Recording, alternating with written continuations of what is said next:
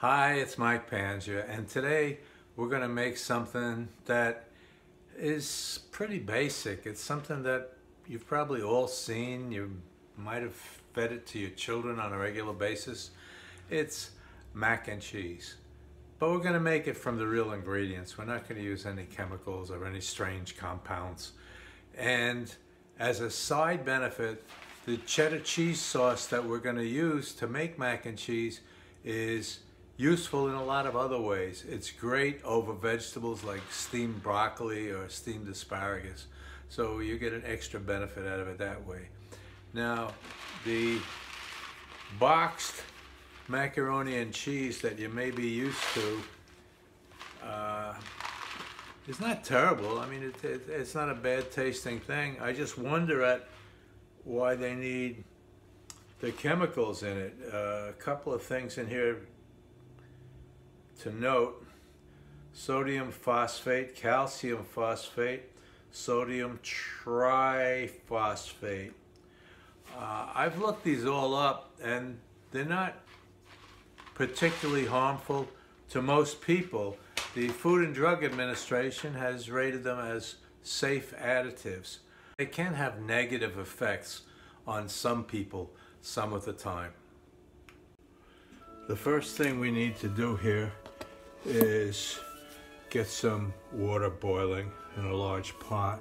Salt the water generously.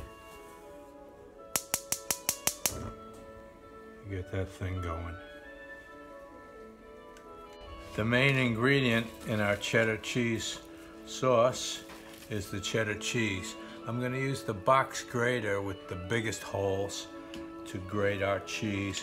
I'd rather you do it this way than buy the packaged pre-grated cheddar, because that contains an additive which they use to keep it from caking.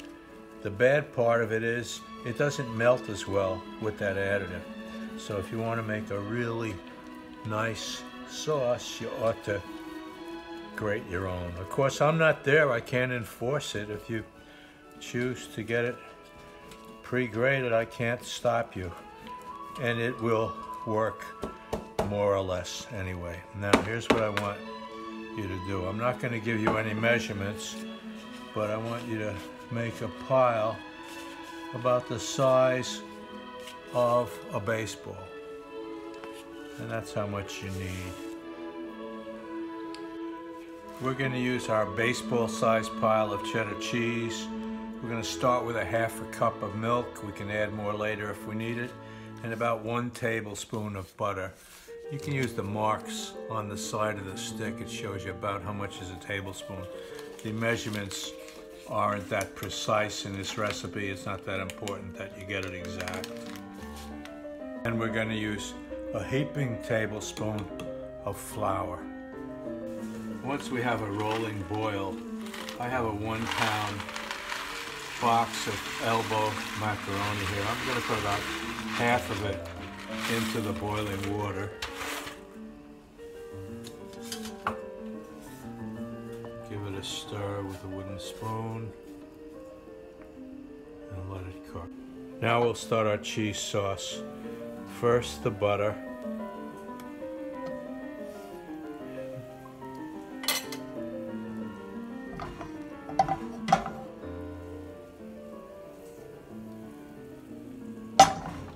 What we're actually going to make at this point is pretty classic in French cooking. It's called a roux. And I'm using a tablespoon of butter and a heaping tablespoon of flour. Now the trick here is to work it, keep stirring it so that the flour cooks in the butter. Once the flour has been all absorbed by the butter, you can add the milk.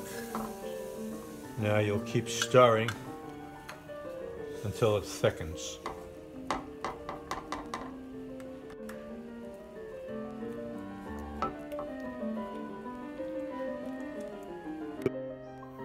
It's a little too thick, so I'm going to add in a little more milk. I'm using the empirical method, not really measuring. If it's too thick, I'll add milk. If it were too thin, I could add flour.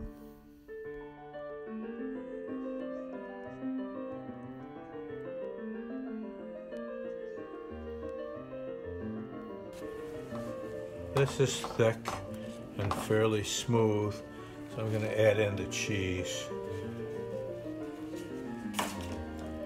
Same deal here now, we want to stir it in.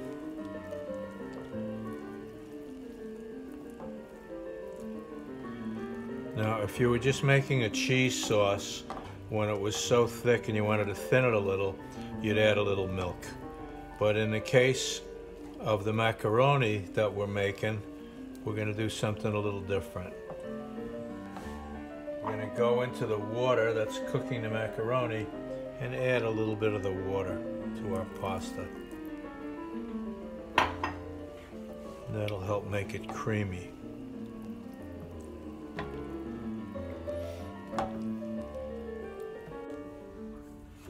Meanwhile, sampling the pasta, I see that it's done. How I like it. Anyway, a little bit al dente. But before I drain out the water, I want to save some of it in case I need it to thin the finished product. Now we'll drain our pasta using a colander. We mix our elbows into the sauce, stir it up.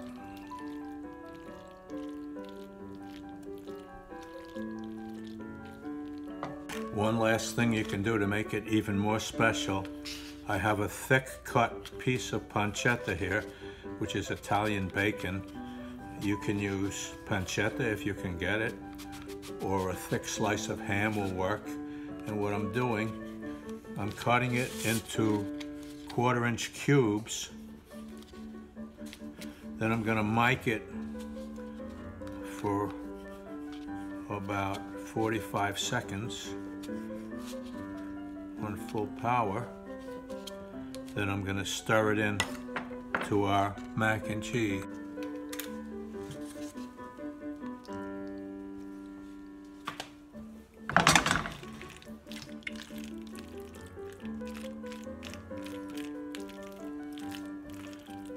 Now, even if you make mac and cheese from the box, which of course I don't recommend, you can still dress it up with a little pancetta or a thick slice of ham diced up like this.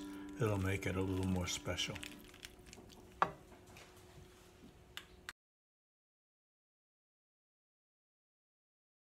Like we did with our mac and cheese, we start making a cheese sauce by melting about a tablespoon of butter.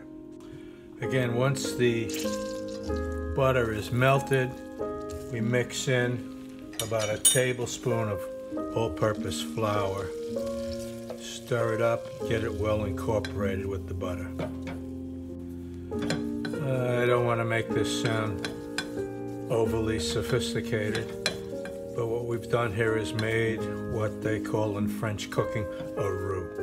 It's just the flour and butter cooked. Get the flour well integrated into the butter and heated enough that it actually cooks. It's thickened to the consistency of heavy cream, and at this point we can add in our shredded cheddar cheese. I'm gonna top it with just 1 shake of turmeric to help the color darken a little bit.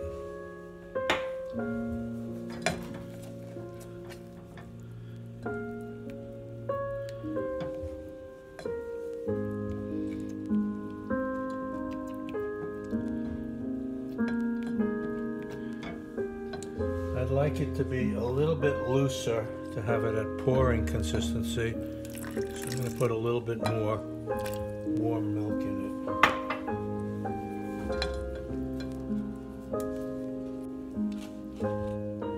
This is a nice consistency for pouring over vegetables, so I'm going to call it done.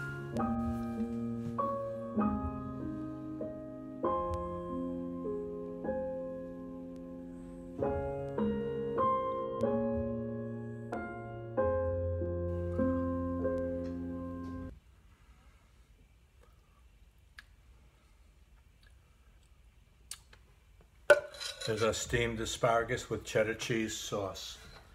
Mac and cheese with no chemicals. What'll they think of next?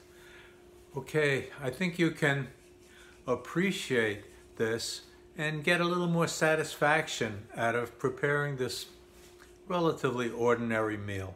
If you supplement it with the little diced pieces of ham or pancetta, it elevates it, makes it a little more special. Same with the idea of making a cheddar cheese sauce for your asparagus and broccoli. It augments your presentation of these vegetables and makes something a little bit more special out of them. Well, it's been fun. If you haven't yet subscribed, I'll ask you once again, please subscribe. If you like, you can give me a thumbs up. You don't have to. If you hated it, give it a thumbs down. Turn the thing off. Don't watch it all the time. At any rate, I gotta stop saying at any rate. What a bad expression that is. But at any rate, I enjoyed it, enjoyed being with you today. I look forward to seeing you again. Thanks for watching.